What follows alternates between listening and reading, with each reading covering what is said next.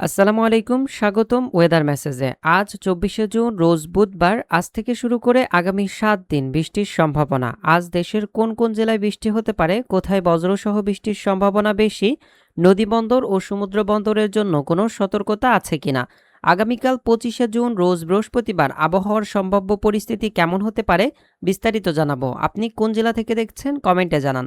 চলুন শুরু করি আজকের গুরুত্বপূর্ণ আবহাওয়ার খবর। সুন্দরবন এলাকার প্রায় সম্পূর্ণটা জুড়েই দেখা যাচ্ছে মেঘ রয়েছে। এছাড়া প্রিয় দর্শক, এই আংশিক সাদা মেঘের আভা দেখা যাচ্ছে খুলনা বিভাগের প্রায় সকল জায়গায়, ঢাকা বিভাগ সহ চট্টগ্রাম বিভাগে। এছাড়া গভীর কালো মেঘ দেখা যাচ্ছে সিলেট ও ময়মনসিংহ বিভাগে। এখানে কিছুটা বজ্রবাহী মেঘও দেখা যাচ্ছে, বিশেষ করে সিলেট বিভাগের সুনামগঞ্জ, দিরাই, হাবিবগঞ্জ, মৌলভীবাজার, সিলেট এই সকল অঞ্চলের দিকে। ময়মনসিংহ বিভাগের কেন্দুয়া থেকে শুরু করে নেত্রকোনা, ময়মনসিংহ এবং কমলকান্দা সহ নালিতাবাড়ি, বকশীগঞ্জ, ফুলপুর, ময়মনসিংহ এই সকল অঞ্চলের দিকে কিছুটা কালো মেঘের উপস্থিতি লক্ষ্য করা যাচ্ছে। পরবর্তীতে এই মেঘ রংপুর বিভাগের গাইবান্ধা, কুড়িগ্রাম সহ রংপুর বিভাগের বিভিন্ন অঞ্চলে ছড়িয়ে পড়তে পারে। এছাড়া রাজশাহী বিভাগের আকাশ এই মুহূর্তে একদম পরিষ্কার রয়েছে। খুলনা বিভাগের মধ্যেও আংশিক মেঘলার সাথে বেশ কিছু জায়গায় রৌদ্র উজ্জ্বল আকাশ আমরা দেখতে পাচ্ছি। প্রিয় দর্শক, এই পর্যায়ে বজ্রবাহী মুড়ে চলে যাব এবং দেখে নিব আজ সারাদিনের আবহাওয়া পরিস্থিতি কেমন থাকতে পারে। সকাল থেকেই দেশের দক্ষিণ অঞ্চল ও উপকূলীয় অঞ্চলের দিকে মেঘ রয়েছে, তবে এই মেঘে তেমন বৃষ্টিপাত হওয়ার সম্ভাবনা খুবই কম।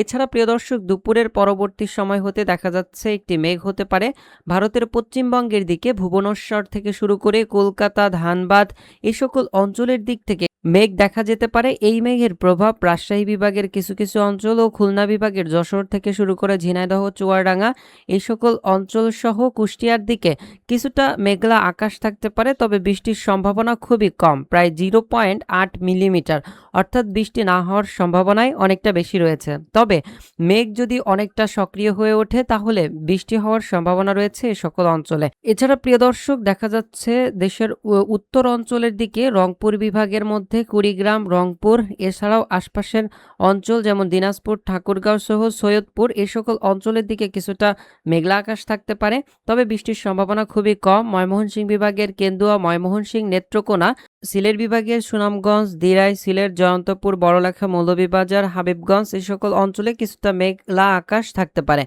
এছাড়া চট্টগ্রাম বিভাগের কক্সবাজার থেকে শুরু করে চাকরিয়া, থানচির, বান্দরবন, রাঙামাটি এ সকল অঞ্চলে কিছুটা মেঘ এবং বৃষ্টির সম্ভাবনা রয়েছে। প্রায় ৫ থেকে ৬ মিলিমিটার পর্যন্ত বৃষ্টি এই সকল অঞ্চলে দেখা যেতে পারে। এছাড়া প্রিয় দর্শক, রৌদ্র উজ্জ্বল থাকতে পারে আজ দেশের আকাশ। ঢাকা সহ খুলনা, রাজশাহী, বরিশাল, চট্টগ্রাম প্রায় সকল জায়গায় বেশ রৌদ্র উজ্জ্বল ও ভ্যাপসা গরম অনুভূত হতে পারে। বিশেষ করে রাজশাহী, খুলনা ও ঢাকার মধ্যে বেশি গরম অনুভূত হওয়ার সম্ভাবনা রয়েছে।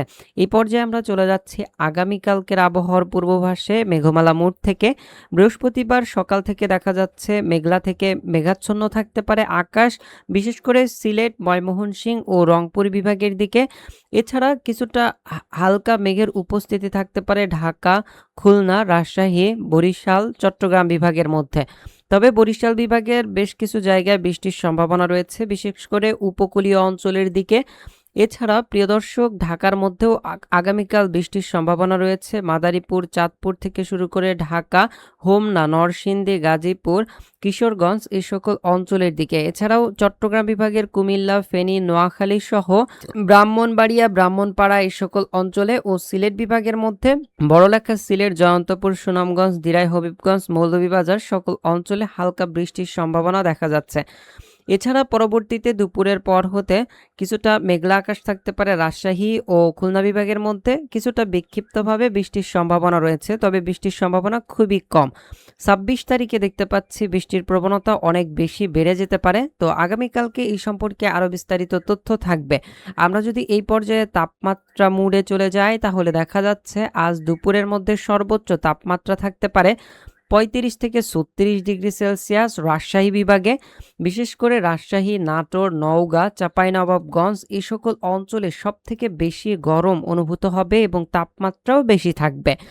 আর খুলনা বিভাগের মধ্যে সাতক্ষীরা, যশোর, ঝিনাইদহ সহ চুয়াডাঙ্গা এই সকল জায়গায় ৩৪ ডিগ্রি সেলসিয়াস পর্যন্ত তাপমাত্রা থাকতে পারে। প্রিয় দর্শক, বৃহস্পতিবারেও একই পরিস্থিতি লক্ষ্য করা যাচ্ছে, তবে তবে বুধবার থেকে বৃহস্পতিবারের দিন তাপমাত্রা কিছুটা কম থাকতে পারে বা একই পরিমাণ থাকার সম্ভাবনা রয়েছে। বৃষ্টি পরিমাপ মোডে আমরা যদি যাই তাহলে পরবর্তী ৪৮ ঘন্টার আবহাওয়ার পূর্বাভাসে দেখা যাচ্ছে সবথেকে বেশি বৃষ্টি রয়েছে সিলেট বিভাগের মৌলভীবাজার, বড়লেখা, জয়ন্তপুর, সিলেট, দিরাই, সুনামগঞ্জ, হাবিবগঞ্জ, ঢাকা বিভাগের কিশোরগঞ্জ, নরসিংদী, ময়মনসিংহ বিভাগের কেন্দুয়া সহ ময়মনসিংহ, নেত্রকোনা, জামালপুর, গাইবান্ধা সহ এদিকে রংপুর বিভাগের রংপুর, কুড়িগ্রাম সহ দিনাজপুর, ঠাকুরগাঁও, পঞ্চগড় এ সকল অঞ্চলের দিকে হালকা মাঝারি এবং বেশ কিছু জায়গায় ভারী বৃষ্টির সম্ভাবনা রয়েছে।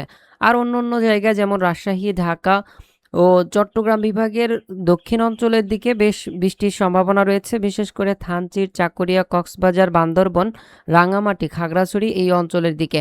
বরিশাল বিভাগেরও বরগুনা থেকে শুরু করে কুয়াকাটা, পটুয়াখালী, বরিশাল, খুলনা বিভাগের মংলা সহ একদম দক্ষিণ অঞ্চলের অর্থাৎ উপকূলীয় অঞ্চলগুলোতে কিছুটা বৃষ্টির সম্ভাবনা রয়েছে। আর খুলনা সহ ঢাকা, রাজশাহী এ সকল জায়গায় খুবই কম। এই ছিল আজকের গুরুত্বপূর্ণ আবহাওয়ার খবর। আসসালামু আলাইকুম, জাযাকাল্লাহু খায়রান।